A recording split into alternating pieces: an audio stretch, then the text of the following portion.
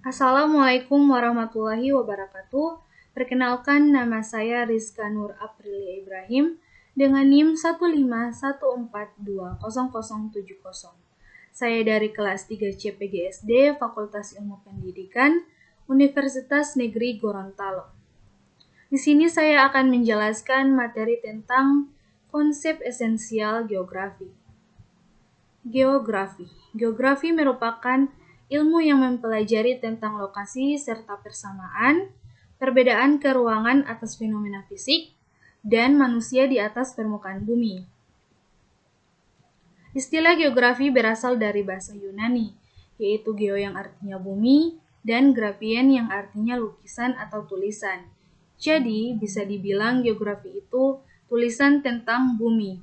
Nah, geografi itu ilmu yang mempelajari tentang bumi dan semua isinya, termasuk batuan, badan air, cuaca, iklim, flora fauna, dan manusia. Pengertian geografi secara umum adalah ilmu mengenai bumi dan segala prinsip-prinsip, gejala, dan aspek yang berkaitan dengan kehidupan manusia, baik yang disebabkan oleh alam maupun oleh aktivitas manusia. Ruang lingkup geografi. Ruang lingkup geografi sangat luas karena mencakup segala sesuatu yang ada di permukaan bumi. Oleh karena itu, tidak mungkin dapat dikuasai dalam satu bidang ilmu saja.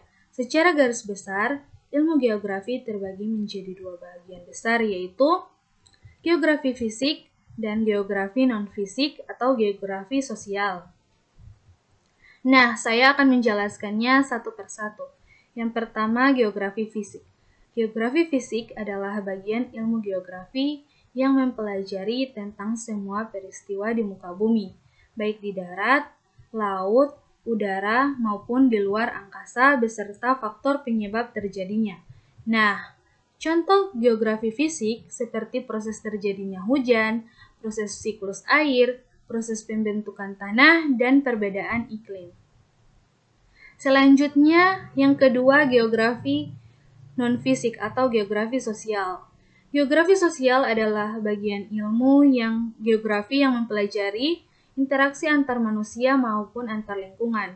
Nah, contoh geografi sosial yaitu pola pemukiman masyarakat di daerah pesisir pantai, kepadatan penduduk, dan pengaruh tingkat kesuburan tanah terhadap kegiatan ekonomi masyarakat.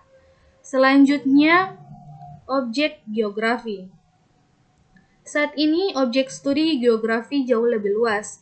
Secara umum, studi geografi ada dua jenis, yaitu objek material dan objek formal. Objek material berkaitan dengan yang dipelajari seperti gunung, laut, manusia, dan sedangkan objek formal itu cara pandang atau pendekatan yang diambil untuk mempelajari objek-objek material tadi. Nah, objek material ini terdiri atas 5, yaitu atmosfer, hidrosfer, litosfer, biosfer, dan antroposfer. Yang pertama, atmosfer. Merupakan lapisan-lapisan udara yang menyelimuti permukaan bumi kita ini, tempat munculnya awan-awan dan cuaca. Yang kedua, hidrosfer. Merupakan lapisan-lapisan air yang berada di daratan maupun lautan. Yang ketiga, litosfer. Merupakan lapisan kulit bumi seperti gunung-gunung, lembah-lembah, dan semua jenis daratan termasuk dalam litosfer. Yang keempat, biosfer. Merupakan lapisan yang berhubungan dengan keberadaan hewan dan tumbuhan. Dan yang terakhir, yang kelima, antroposfer. Merupakan lapisan yang membahas fenomena manusia. Jadi, bisa disimpulkan bahwa atmosfer adalah udara, hidrosfer adalah air, litosfer adalah bumi, biosfer adalah hewan dan tumbuhan, dan antroposfer adalah manusia. Nah, untuk cara pandang atau objek formal geografi juga sangat penting. Cara pandang ini yang membedakan geografi dengan ilmu-ilmu lainnya. Secara umum, ada 3 jenis pendekatan, yaitu pendekatan ke ruangan, pendekatan ke lingkungan, dan pendekatan kompleks wilayah. Pendekatan ke ruangan merupakan pendekatan yang khas dalam geografi, karena merupakan studi tentang keragaman ruang muka bumi dengan menelaah masing-masing aspek-aspek keruangannya. Contoh pendekatan ini, misalnya sebidang tanah berharga mahal karena tanahnya bersifat subur dan terletak di tempat yang strategis. Peneliti menilai tanah itu berdasarkan produktivitas pertanian atau nilai ruangannya, yaitu tempat yang strategis. Yang kedua, pendekatan ke lingkungan. Pendekatan ini didasarkan pada prinsip ilmu biologi, yaitu interrelasi yang menonjol antara makhluk hidup dan lingkungannya. Contoh pendekatan ini dapat dilihat dari fenomena banjir di suatu daerah. Yang ketiga, pendekatan kompleks wilayah. Pendekatan ini dilakukan dengan membandingkan berbagai kawasan di muka bumi dengan memperhatikan aspek-aspek keruangan dan lingkungan secara komprehensif. Secara umum, pendekatan ini merupakan gabungan dari pendekatan keruangan dan lingkungan. Contoh pendekatan ini adalah dalam membangun rumah atau bangunan harus dilihat dari karakteristik wilayahnya, misalnya membangun rumah di daerah yang rawan banjir atau dekat pantai, maka pondasi harus lebih ditinggikan untuk mengantisipasi terjadinya banjir atau pasang air laut. Aspek geografi. Ilmu geografi mengkaji semua objek-objek studinya dari dua aspek besar, yaitu aspek fisik dan aspek non-fisik.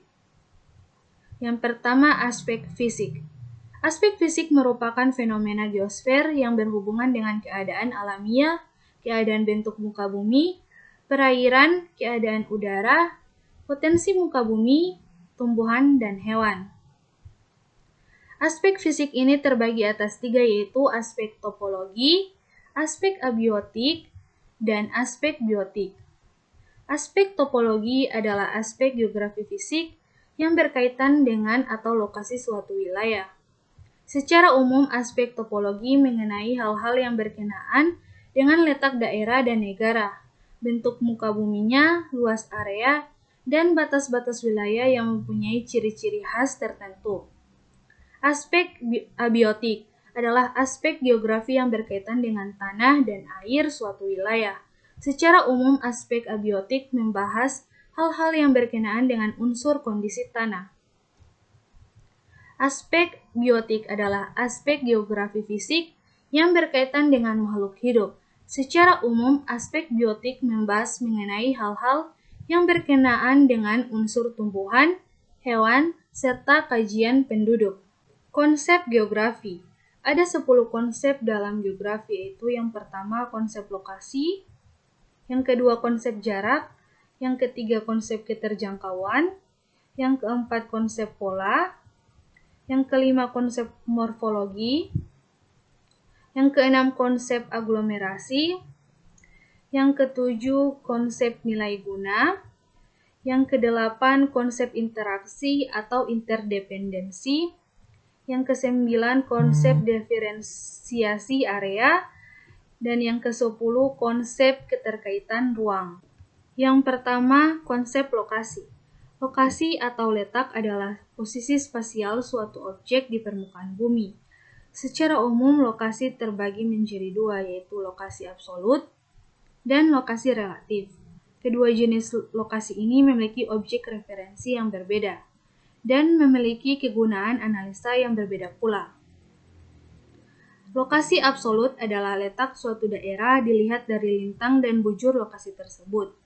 Lokasi absolut bersifat statis dan tidak dapat diubah, karena objek referensinya yaitu lintang dan bujur. Perbedaan lokasi berdasarkan lintang dan bujur menciptakan perbedaan iklim dan perbedaan waktu. Contoh lokasi absolut adalah letak astronomis Indonesia yang terletak antara 6 derajat lintang utara sampai 11 derajat lintang selatan, serta 95 derajat bujur timur sampai 141 derajat bujur timur. Berbeda dengan lokasi absolut, lokasi relatif dapat berubah-ubah karena objek referensinya adalah objek lain yang ada di dekat objek yang akan diteliti. Konsep lokasi relatif yang sangat penting karena dalam geografi kita mengenal hukum Tobler yang menyatakan bahwa suatu objek pasti memiliki pengaruh pada objek di sekitarnya. Contohnya adalah lokasi geografis negara Indonesia yang terletak di antara Samudra Hindia dan Samudra Pasifik serta benua Asia dan benua Australia. Yang kedua, konsep jarak.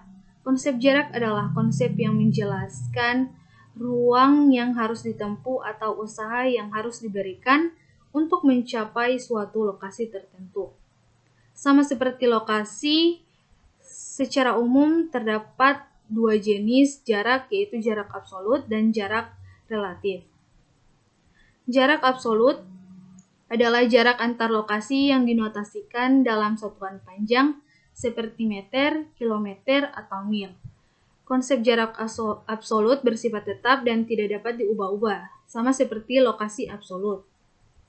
Berbeda dengan jarak absolut, jarak relatif tidak diukur berdasarkan satuan panjang, tapi diukur berdasarkan satuan waktu. Jarak relatif menjelaskan waktu yang diperlukan untuk melakukan perjalanan dari satu tempat ke tempat yang lainnya. Yang ketiga, konsep keterjangkauan. Konsep keterjangkauan meliputi seberapa mudah suatu lokasi dapat diakses dari lokasi lainnya. Dalam kata lain, keterjangkauan adalah hasil sintesa dari konsep lokasi dan konsep jarak ketika diaplikasikan dalam kehidupan sehari-hari. Dalam memperhatikan keterjangkauan, aspek yang umumnya diteliti adalah ketersediaan sarana dan prasarana yang menunjang transportasi pada tempat tersebut.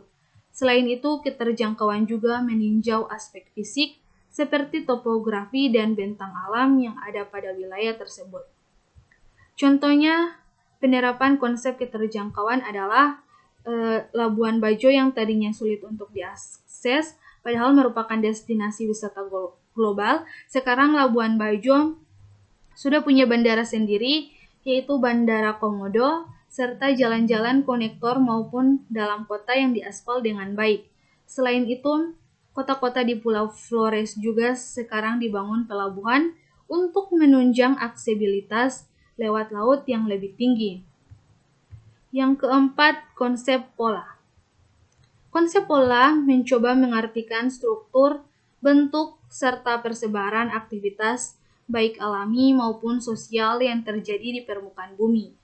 Pola juga dapat diartikan sebagai tatanan geometris yang beraturan dari suatu objek atau aktivitas yang ada. Dalam menganalisa pola, umumnya tiap objek memiliki pola pembangunan yang berbeda-beda.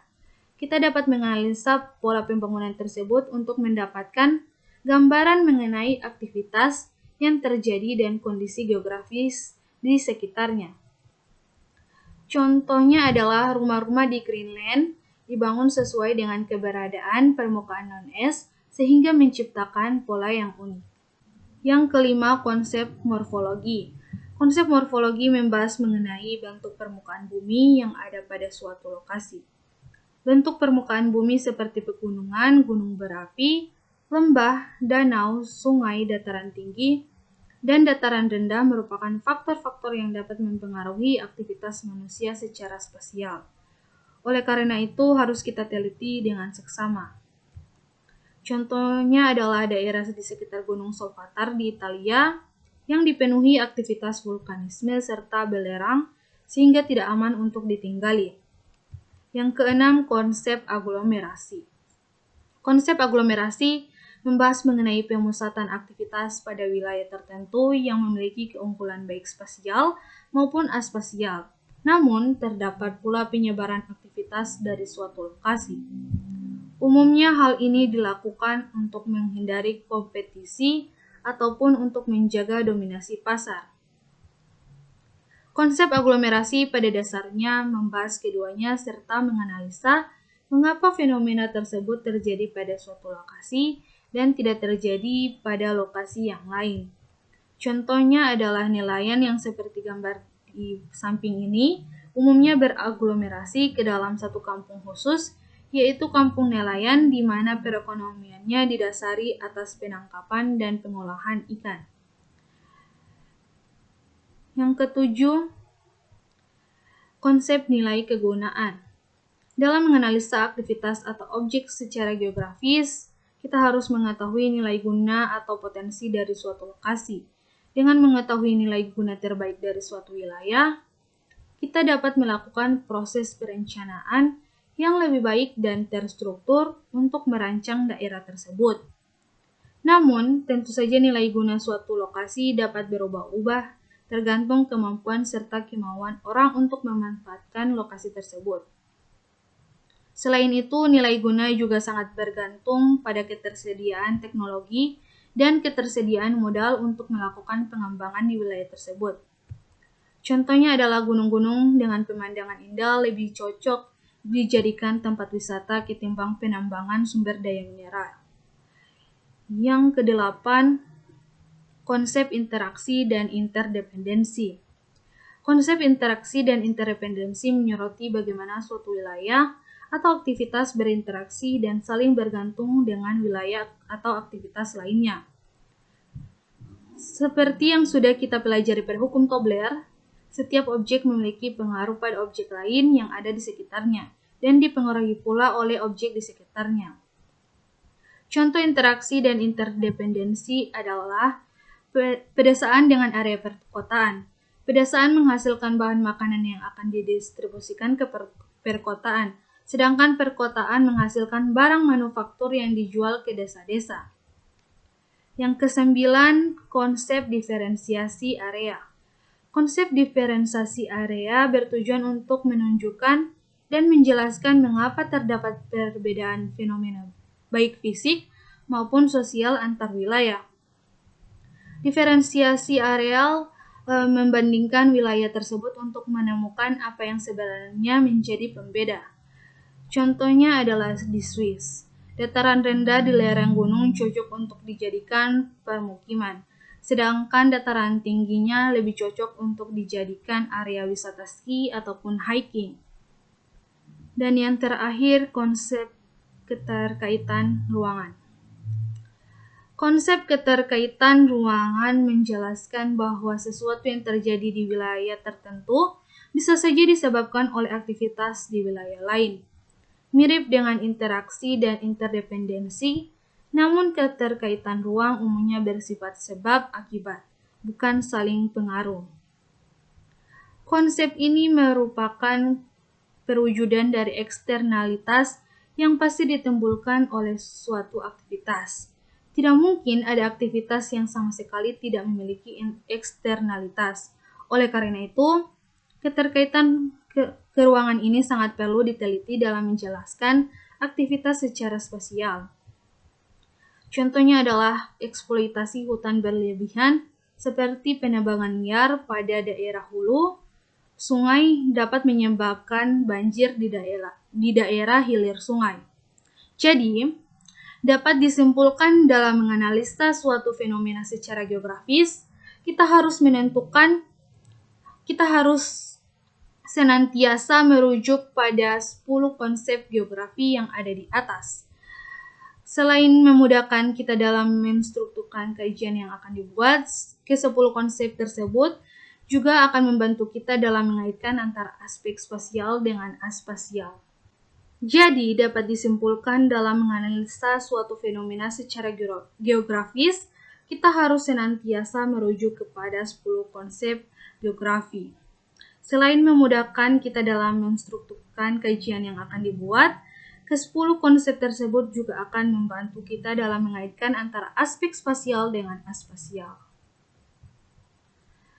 Demikian penjelasan saya tentang konsep esensial geografi. Mohon maaf bila ada kekurangan dan kesalahan kata. Sekian, terima kasih. Wassalamualaikum warahmatullahi wabarakatuh.